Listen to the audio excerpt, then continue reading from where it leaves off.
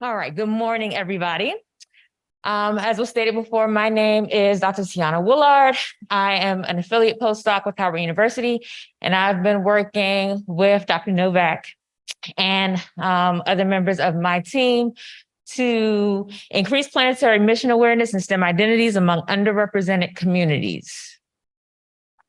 So when we talk about broadening participation, we're looking to provide diverse students with enhanced K-12 STEM experiences by relating the mission of resource and introducing them to STEM professionals, especially STEM professionals of color. So we did this in 3 ways: by content exposure, by making connections, and by supporting STEM identities. As we found that this research, especially when it comes to individuals of color, these are the top 3 things that they struggle with when it comes to getting into STEM fields, persisting into STEM fields, and being in the room where they're not necessarily represented at a very significant level. So when we look at the outcomes, we started off with the collaboration. We initially sought out STEM professionals of color, or SMEs of color, and we sent them a survey to try to get some background information on what their journey was like. From their stories, we then presented and constructed some curriculum materials. Now, I am a PGCPS teacher, so I teach in public school in Prince George's County, which is a very urban school district. So when we talk about making lessons, it's different from making lessons for an informal type of environment, because in school you have standards and you have testing and you have all these other things that you have to think about, but you still want to give students exposure to things that they might not otherwise be exposed to. So there's a certain type of alignment that has to happen to take the stories of SMEs, combine it with the mission of Resource and NASA, and then aligned it to standards so that they're still getting the math and they're still getting the science and they're still getting the engineering standards that they have to learn. After we made those lessons, we then piloted them with 10 teachers. And after the pilot, we then implemented with a pilot sample of middle school students. So our lessons were posted on a website that teachers could engage with asynchronously. There was also in-person PD. And then we had teachers going through the lessons mainly to get feedback. Is this a type of lesson that I can easily integrate in my science class, in my math class, in my engineering class? Does this support the standards that I'm already teaching? Can I assess the students, not only that they learn the standard, but also that they learn more about what NASA is doing in NASA's work? After we did that, then we implemented with students. So these are some sample lessons that we did. We took engineering design challenges and had those as part of lessons. We built them out with a 5E model, which is a lesson plan that teachers use. We have imagery for students to reflect on and contemplate with. A lot of times, like it was said earlier, it's not only about what students don't know, it's also about the connections that they can make based on the experiences and the exposure that they already have. So we took images from Resource and from NASA's website, and then we also presented storyboards. So we took the stories that we got from the SMEs of color, and then we made stories based on their journeys. And as students engaged with these stories, they were able to either compare and contrast what's similar that I see in their story about myself, what's different that may point out, and really let them see that not everybody takes the same path and that you have options, right? So some things that we want to start thinking about when we talk about discourse, right? Discourse is a clear indicator, or one indicator of thinking, development, and growth. So when we started out some of our design challenges, some students made statements like, "That's impossible. How can a tube automatically separate a mixture?" Or, "What do you think I am? I'm not an engineer." As they were working more and more, the discourse started changing to, "Well, what can I use to make netting with? It's not perfect, but it works, but I know how to make it better." And then we got even more development and progress. Are we really doing this or just thinking about it? So many times we can present an idea to a student and have them think about it, but then for them to actually model it out and actually build it themselves, that's a very different experience. And then we got to the point where students were asking, well, can I do the project instead of the worksheet? So they were able to get to the point where I can't believe I finished this. I never finished projects the same day. So there was evidence of a building of self-efficacy, of a STEM identity that, yes, I can do this. I can be an engineer. I can use math to solve problems. I can see how science works to apply to a real life situation. So these were just some examples. Students always know that they have to make models. So they have to actually not just visualize an idea, but how do I get that vision on paper? How do I explain what I'm thinking?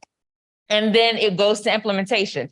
So they have to actually implement and build and test, and then collect data, and they use that data to either support or refute their hypothesis, whether their model or prototype was accurate or functional. This was an example of another use of imagery.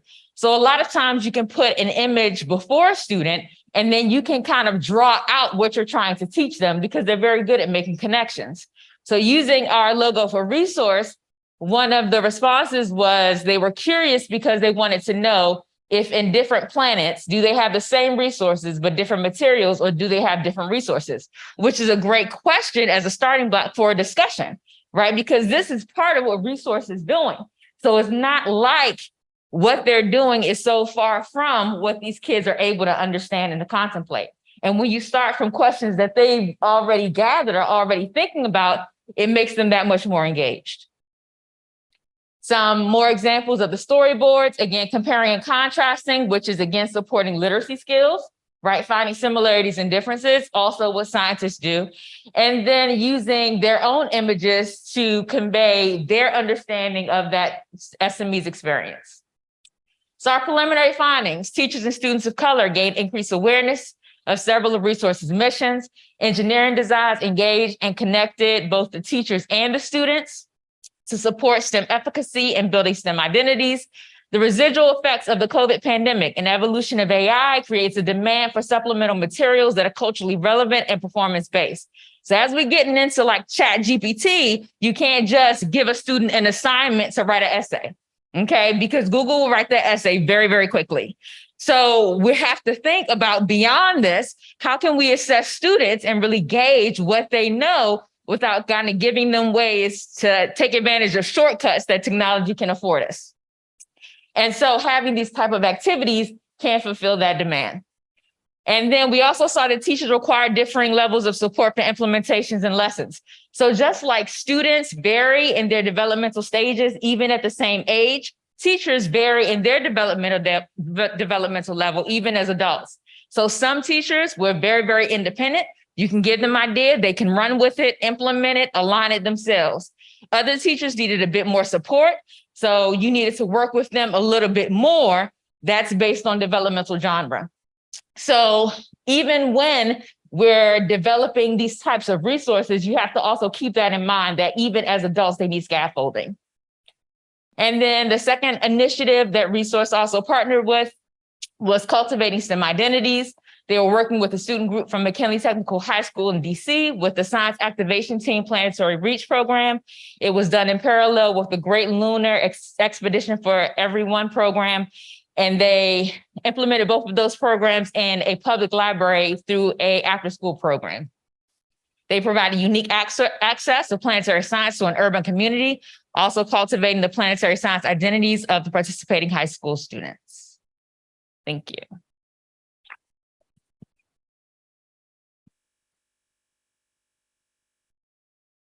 We have time for one or two questions.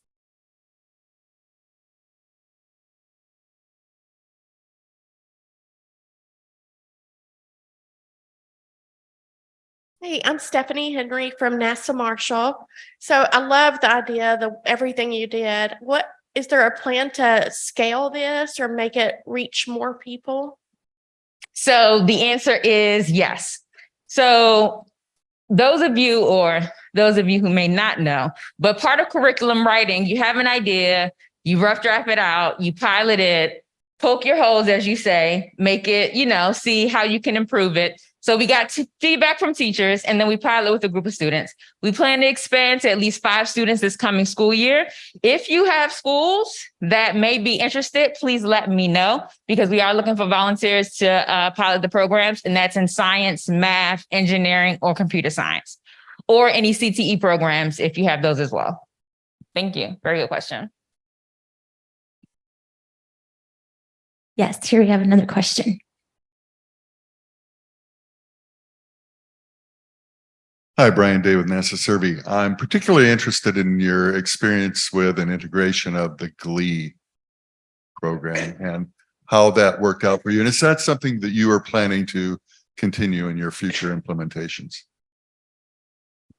Well, I'll answer that one, because it is actually a serendipitous connection where we were having a Planetary Reach workshop at APL, and we were going to do an engagement activity at a DC library, and we did it through the connection that we had with GLEE. And so GLEE ended up providing us with access to that community, and also an opportunity for those students to themselves do some of the planetary, like they were the scientists that were helping with some of the activities. So it increased their science identity.